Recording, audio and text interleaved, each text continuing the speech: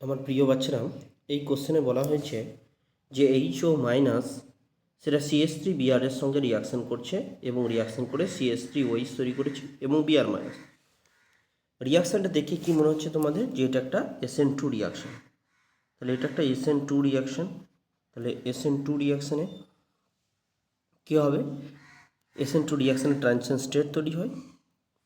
তো এখানে কোশ্চেন বলেছে প্রদত্ত বিক্রিয়ার হার সমীকরণটি হলো, তাহলে SN2, তাহলে এই বিক্রিয়ার অর্ডার কত হবে? 2।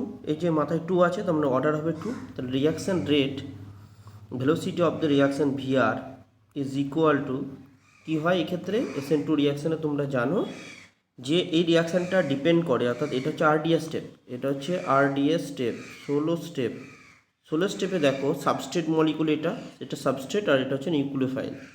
সাবস্ট্রেট মলিকুল আর এটা হচ্ছে নিউক্লিওফাইল আছে।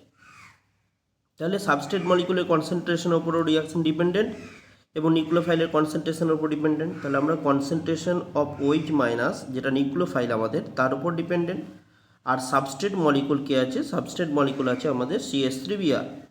তাহলে CH3Br এর উপরও এটা কিন্তু ডিপেন্ডেন্ট রিয়াকশনটা।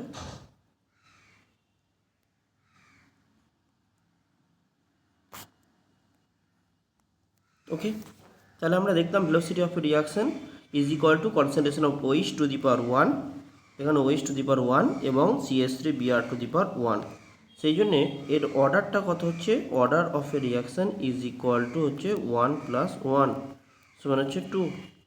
যেই জন্য আমরা এই 2টা মাথায় লিখেছিলাম। এবার দেখে নাও অপশান এতে আছে R = K। এবার এখানে একটা রেট কনস্ট্যান্ট থাকে, rate constant K, VR = rate constant K থাকবে একটা। তাহলে রেট কনস্ট্যান্ট K আছে, CH3Br, শুধু CH3Br অর্থাৎ সাবস্ট্রেট আছে, তাহলে এটা হবে না answer.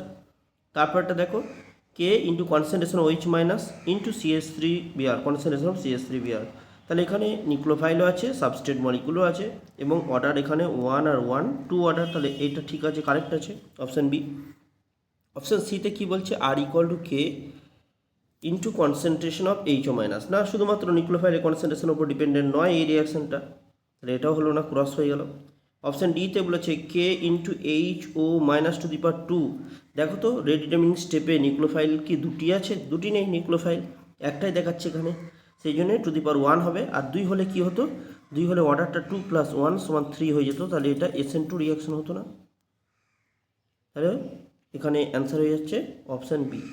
Option B is correct answer. Hope the answer is clear to all of you. Thanks for watching.